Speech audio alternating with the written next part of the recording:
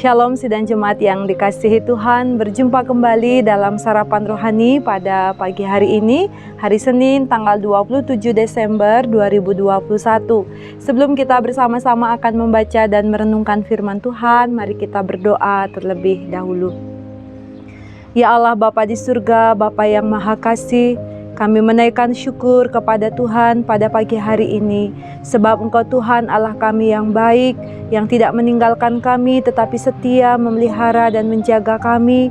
Bahkan hari ini kami boleh merasakan kekuatan baru pemberian Tuhan.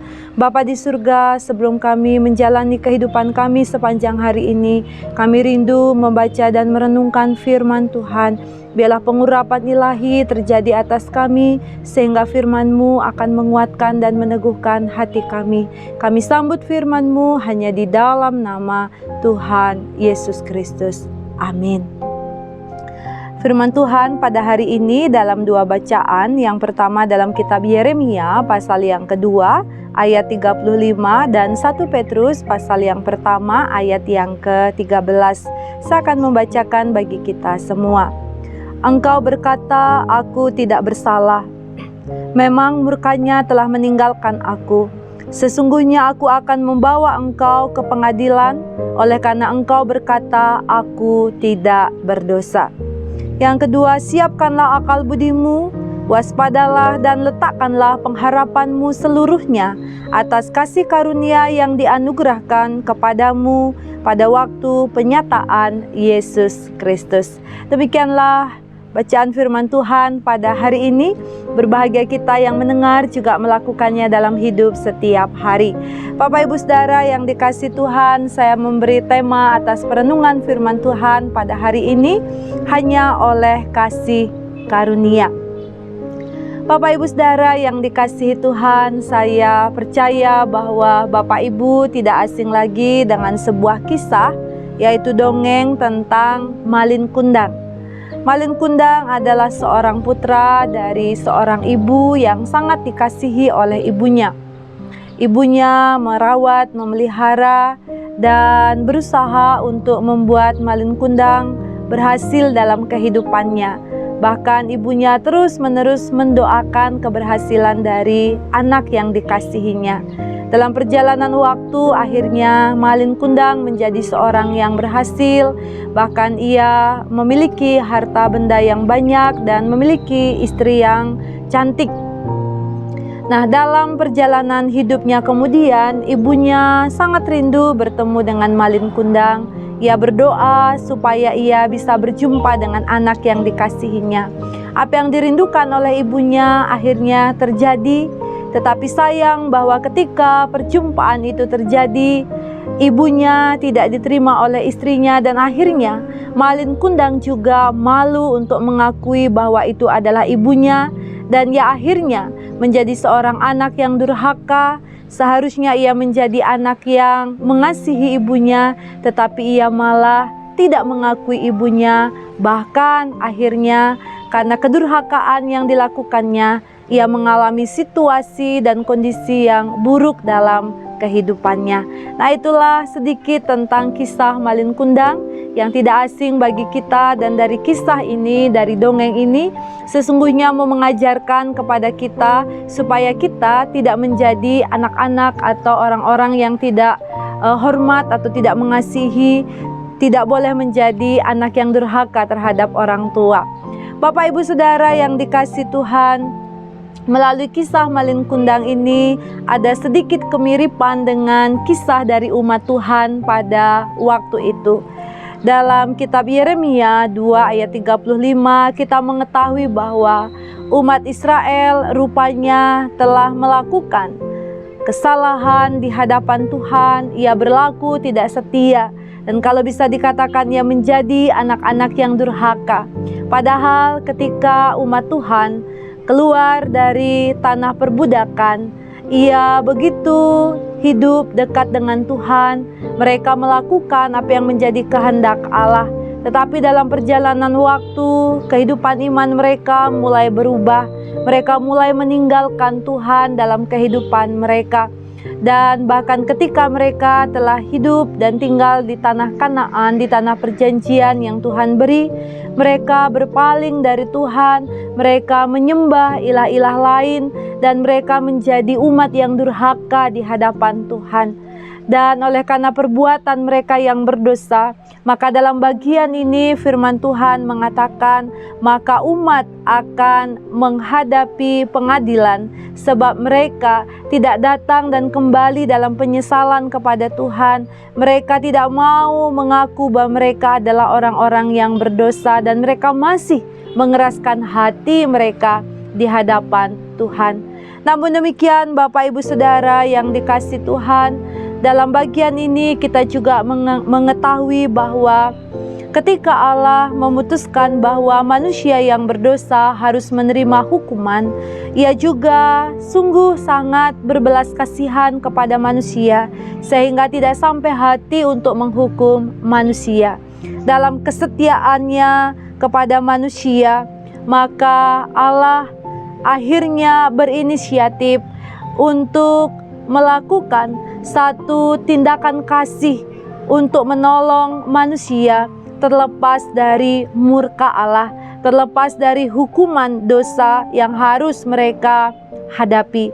Dan oleh karena belas kasihan Allah kepada manusia, maka Ia merelakan dirinya untuk datang ke tengah-tengah dunia ini. Ia rela lahir sebagai seorang manusia, namun Ia tidak berdosa. Karena itulah kita merayakan Natal, dan saat ini kita masih dalam suasana Natal. Karena belas kasihan Allah kepada manusia yang berdosa, Ia datang, dan dalam bagian ini kita mengetahui bahwa setiap orang yang percaya kepadanya dengan menyerahkan diri sepenuhnya kepada Tuhan, dan ia menyerahkan diri dalam kerendahan hati di hadapan Tuhan, maka disitulah Allah akan memberi kasih karunia kepadanya, memberikan kasih karunia kepada manusia. Dan kita bersyukur bahwa oleh karena kasih karunia Allah, sesungguhnya kita adalah anak-anak yang patut dimurkai oleh karena dosa-dosa yang kita lakukan. Tetapi karena kasih karunia Allah di dalam iman, Ia menjadikan kita anak-anak kesayangannya, dan Ia tidak rela untuk membiarkan kita mengalami kebinasaan. Dan dalam kehidupan kita saat ini, ketika Allah telah melakukan perkara yang besar dalam kehidupan kita, ketika kita telah diselamatkan oleh karena kasih karunia-Nya, maka firman Tuhan dalam 1 Petrus 1 ayat 13 mengingatkan kepada kita agar pertama-tama dalam menjalani kehidupan kita yang penuh tantangan, yang penuh godaan, yang membuat kita bisa saja berpaling dari Tuhan, maka firman Tuhan mengingatkan, jalanilah kehidupan iman kita dengan penuh kewaspadaan. Dalam artian berhati-hatilah dalam menghadapi berbagai godaan di tengah-tengah dunia ini. Tuhan merindukan kita agar kita menyiapkan akal budi kita, iman kita kepada Tuhan dengan cara meletakkan pengharapan kita sungguh-sungguh di dalam Tuhan Yesus Kristus. Sebab hanya di dalam Dialah kita akan menerima kasih karunia yang meluputkan kita dari pengadilan, yang akan menolong kita untuk bebas dari hukuman atas dosa-dosa yang kita lakukan. Hanya kasih karunia-Nya yang dapat menyelamatkan kita. Hanya karena kasih karunia-Nya yang membuat kita ada sebagaimana kita ada pada saat ini. Hanya oleh kasih karunia-Nya kita akan menjadi berarti dalam menjalani kehidupan kita, baik sekarang maupun nanti. Karena itulah pada saat ini mari kita menaruh pengharapan kita sungguh-sungguh hanya kepada Tuhan Yesus Kristus. Waspadalah terhadap tantangan, terhadap berbagai-bagai godaan di tengah-tengah dunia ini, agar kita tidak jatuh di dalam kehidupan yang menentang Tuhan, agar kita tidak jatuh di dalam godaan dosa, supaya iman kita tetap berpaut kepada Tuhan. Maka letakkanlah pengharapan di dalam Tuhan, waspadalah menghadapi tantangan zaman ini, dan ingatlah bahwa hanya oleh karena kasih karunia Tuhan kita ada sebagaimana kita ada. Maka mari kita tiap-tiap hari merendahkan diri di hadapan Tuhan. Kiranya Tuhan akan menolong dan menuntun kita untuk terus meraih kasih karunia Allah dan menerima janji Tuhan dalam kehidupan iman kita. Tuhan memberkati kita semua. Amin. Mari kita berdoa. Ya Allah Bapa di surga, Bapa yang maha kasih, kami menaikkan syukur kami kepada Tuhan. Sebab sungguh hanya oleh karena kasih karunia kami ada sebagaimana kami ada. Kami sadar bahwa dalam kehidupan kami seringkali kami memberontak dan kami jatuh dalam godaan dunia. Hari ini kami diingatkan agar kami waspada dalam menghadapi berbagai tantangan dan godaan di tengah-tengah dunia ini. Kuatkan dan teguhkanlah hati kami untuk terus menaruh pengharapan kami hanya di dalam iman kepada Tuhan Yesus Kristus. Sebab itulah yang akan menyelamatkan dan meluputkan kami dari hukuman maut. Bapa di surga, hari ini kami akan menjalani kehidupan kami. Berkenan kiranya Tuhan menyertai dan memberkati kami masing-masing. Dalam kami berusaha dan bekerja, biarlah Tuhan yang membuat kami berhasil dan beruntung. Berkatilah juga seluruh jemaat Tuhan dalam gumul juang mereka. Dan jemaat Tuhan yang saat ini dalam keadaan sakit, biarlah lawatan kuasa Allah menjamah mereka, sehingga mereka mengalami kekuatan dan pemulihan yang sempurna.